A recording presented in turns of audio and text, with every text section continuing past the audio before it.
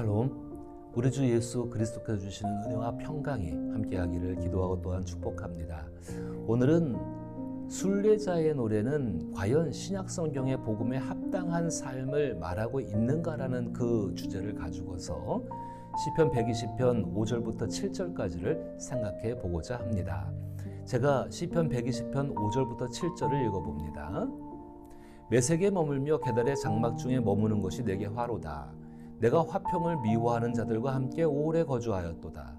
나는 화평을 원할지라도 내가 말할 때에 그들은 싸우려 하는도다. 아멘. 시인은 하나님의 말씀을 따라 바르고 올바른 삶을 살기 위해 끊임없이 노력하는 사람입니다. 이러한 삶은 회개와 그에 따른 열매를 맺는 것을 포함합니다. 그 같은 모습을 시편 120편의 첫 번째 구절에서 내가 환난 중에와 7번째 구절에서 그들은 싸우려 하는도다 라는 말을 통하여 설명할 수 있습니다. 환난을 받는 것은 바로 그들과 싸움이 있는데 왜 싸우는가? 바로 그들은 화평을 원치 않기 때문입니다. 하나님의 인격이 없는 것이죠. 순례자는 하나님을 향한 상향적인 삶을 사는 신앙인입니다. 이런 삶을 사는 이유는 그들이 살고 있는 세상은 회개와 그에 상응하는 열매를 맺는 삶이 결여되어 있기 때문입니다. 이러한 세상에서 하나님을 향한 삶을 사는 사람은 분별력이 희미해지는 것을 느낍니다. 따라서 그들의 싸움은 계속된 세상 속에서 진리를 믿고 진리가 주는 자유 속에서 하나님의 성품을 나타내는 삶입니다. 이것을 갈라디아서에서는 세상이 금지할 수 없는 성령의 열매를 맺는 일이라고 말하고 있습니다. 하나님께 자신의 운명을 맡기고 하나님의 선한 성품을 믿으며 사는 사람에게도 환난이 있음을 기억하십시오. 우리가 환난 중에 기도하는 것은 환난을 피해가기 위해서가 아닙니다. 환난 가운데에서 하나님을 향해 사는 순례자의 삶을 살아내기 위해서입니다. 순례자의 삶을 사는 사람은 환난 중에 하나님께 기도할 수 있으며 그 기도에 대한 응답을 반드시 받습니다.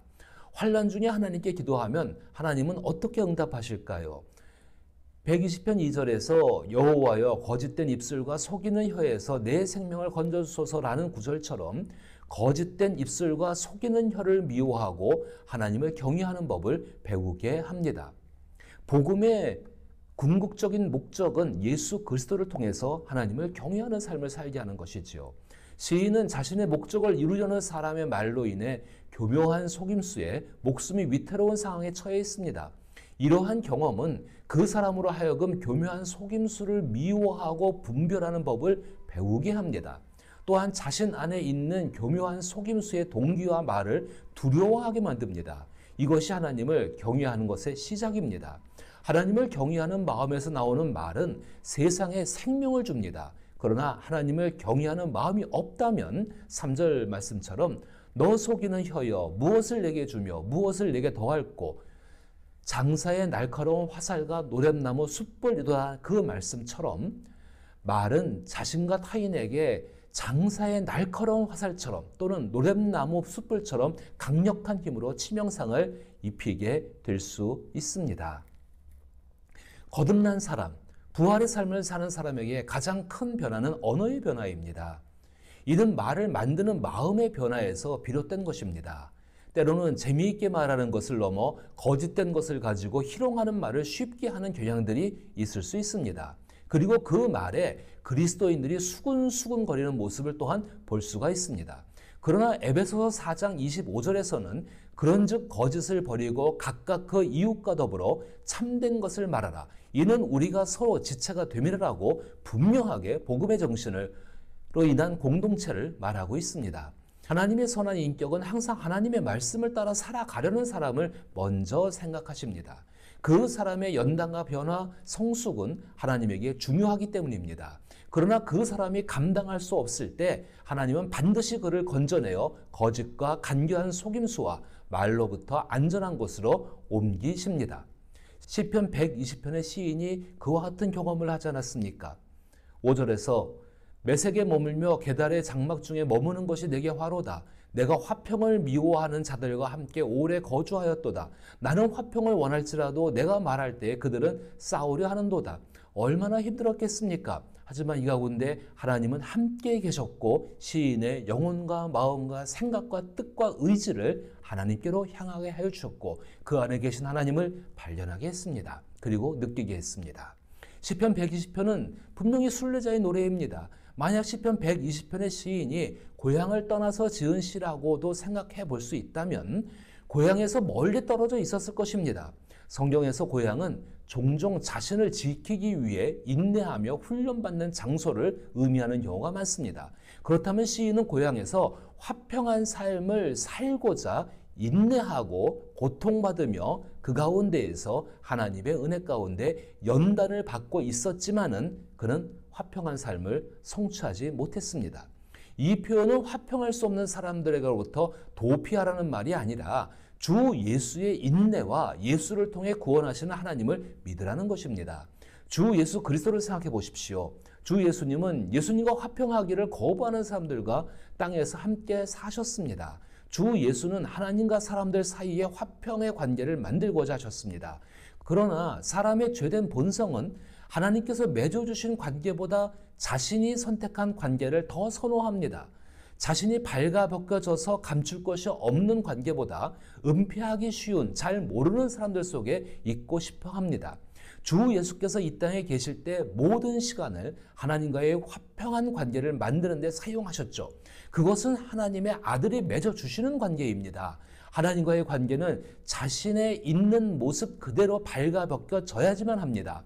예수 그리스도께서는 하나님의 말씀으로 사람의 영혼을 덮고 있는 거짓을 벗기고자 끝없이 복음을 말씀하였습니다.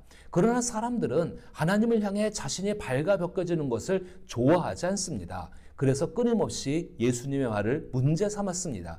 결국 예수님은 논쟁을 벌이는 사람들 손에 죽임을 당하셨습니다.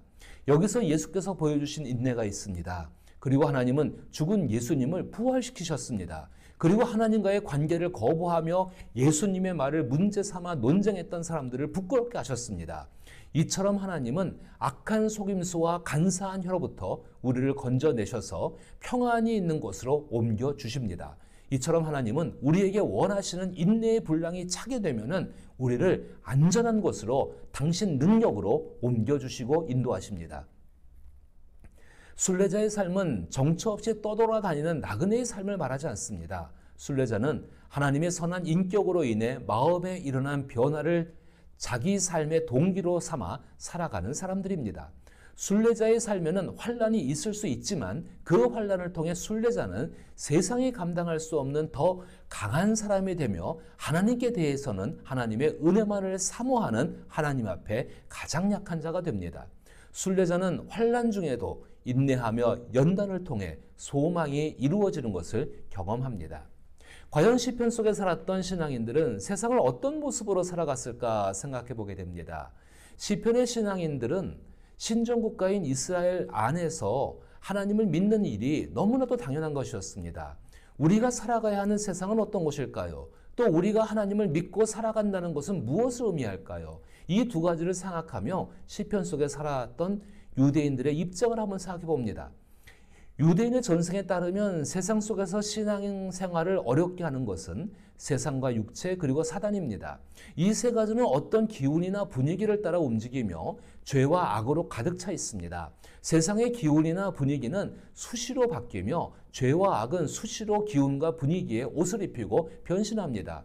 그래서 세상 속에서 살아간다는 것은 세대가 바뀔 때마다 새로운 형태의 세상을 상대해야 되고 성취와 성공, 심지어 생존을 위해 변신에 능숙한 세상과 죄와 악을 상대해야 합니다. 그러나 그런 세상을 감당하고 이길 사람은 없습니다. 시편의 표현을 빌리면 그런 세상 속에서 살아가는 인생의 시간은 날아가는 화살처럼 빠르고 그나마 수고와 슬픔이 가득하다고 말합니다. 반면에 하나님을 믿고 살아가게 하는 은혜는 한결같습니다. 조금만 생각해 보면 한결같은 하나님의 은혜가 죄악으로 가득하고 수시로 변하는 세상과 친구가 될 수 없음을 알 수 있을 것입니다. 그래서 시편 속에 살아가는 사람들은 외롭습니다. 이러한 세상 속에서 산다는 것은 마치 물고기가 자신이 살고 있는 물이 자신을 죽게 하는 탕류인지 아니면 잠시 살게 할 수 있는 깨끗한 물인지를 알 수 없는 것과 같다고 합니다. 하나님을 믿고 살아가는 사람의 입장도 같습니다. 그리고 하나님을 믿고 살아가는 사람의 믿음은 연약하기 짝이 없습니다. 수시로 변하는 세상의 분위기 속에서 하나님을 믿는 삶에는 영적인 무능함이 있을 수밖에 없습니다. 실제로 우리를 둘러싼 영적 분위기가 우리의 믿음을 좀먹고 희망을 좌절시키고 사랑을 부패시킨다는 것을 알면서도 무엇이 잘못되었는지 정확히 지목하기가 어렵습니다. 그리고 수정하기는 더욱 어렵습니다. 그러면서 어쩔 수 없이 신앙적으로 살아간다고 착각을 하고 있습니다. 그 결과로 신앙인들에게 해로운 기운과 분위기가 가득한 세상, 그 세상 속에서 세상의 안목을 버리기가 어렵습니다. 하나님만 믿고 살아간다는 것은 언제나 변할 수 없는 세상의 안목을 버리고 한결같은 하나님의 은혜를 바라보고 믿으며 쉽게 변하는 야수와 같은 세상과 맞서 싸우는 전투적인 삶입니다. 그 같은 전투적이며 투쟁적인 삶은 결코 낭만적일 수 없습니다. 죄악이 가득하고 수시로 변하는 세상과 육체와 사단은 반칙을 일삼으며 상대의 입장을 전혀 고려하지 않습니다. 이것이 모든 사람에게 주어진 실제 세상입니다. 이런 세상 속에서 하나님을 믿고 살아가는 신앙인의 모습은 순례자이거나 혹은 관광객일 수 있습니다. 순례자는 운동장에서 경기하는 사람처럼 하나님의 말씀과 약속을 따라 살아갑니다. 그러나 관광객은 세상을 살아가면서 하나님을 바라보는 관광객으로 편안하게 살아가기가 쉽습니다. 그런데 그것은 매우 위험한 일입니다. 하나님께서는 하나님을 바라보고 믿는 사람을 위한 길을 말씀 속에 담아 놓으셨습니다. 그 말씀은 순례자의 길을 걷는 사람에게는 순례자의 길을 마칠 수 있도록 이끌고 도우시며, 비록 관광객의 모습에 있다고 할지라도 순례자의 삶을 살겠다고 결단하면 순례자의 길을 걸을 수 있도록 인도합니다. 시편 120편부터 134편까지는 순례자의 기도이며 행동입니다. 그런데 이 같은 순례자의 기도이며 행동인 15개의 시 모음은 순례자의 삶을 살고자 하는 신앙인들에게 세상의 안목이나 세상 풍조가 어떻게 변하여도 옳은 방향으로의 오랜 순종으로 신앙의 길을 갈 것을 순례자의 삶을 사는 신앙인들에게 과제로 주고 있습니다. 바로 이것이 제자의 삶을 살아가는 것과 동일합니다. 제자는 자신의 일생을 주인 되신 예수 그리스도의 제자로 살면서 예수 그리스도를 통한 하나님의 거룩함을 나타내야 합니다. 제자는 학습자이지만 단순히 정보를 배우는 것이 아니라 신앙의 삶을 사는 방법을 배우고 실천하는 사람들입니다. 순례자는 평생의 여정이 하나님을 향한 것입니다. 예수 그리스도는 순례자가 자신의 삶을 통해 실천할 유일한 길이 되어주셨습니다. 옳은 방향으로의 오랜 순종을 통해 신앙의 길을 가는 신앙인은 제자의 삶을 사는 순례자이며 순례자의 삶을 살아가는 제자입니다. 이러한 삶을 통해 우리는 하나님의 말씀에 귀 기울이고 그 말씀을 따라 살아가며 세상의 변화와 유혹에 흔들리지 않는 믿음을 가질 수 있습니다. 하나님의 은혜와 사랑 안에서 우리가 진정한 평화와 기쁨을 찾을 수 있으며 이는 우리가 세상에서 겪는 어떤 환난이나 시련보다 강력한 힘이 됩니다. 바로 그것이 복음의 능력입니다. 하나님을 향한 순례의 길은 때로는 외롭고 힘든 여정일 수 있지만 그 길을 걷는 모든 이들에게 하나님께서는 끝없는 사랑과 지지를 보내십니다.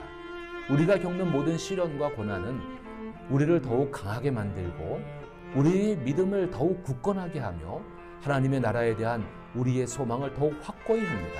그러므로 우리는 순례자로서의 삶을 통해 하나님의 뜻을 이루고 그분의 사랑을 세상에 전파하며 우리의 삶을 통해 하나님의 영광을 드러내야 합니다. 이것이 바로 우리가 이 땅에서 순례자로서 살아가야 할 진정한 목적이며 하나님의 부름에 응답하는 것입니다. 그리고 그것이 복음에 합당한 삶입니다. 이제 이 같은 삶을 원하는 사람에게 성령께서 이루어 주실 것임을 받아들이고 믿으며 의지할 수 있기를 축복합니다.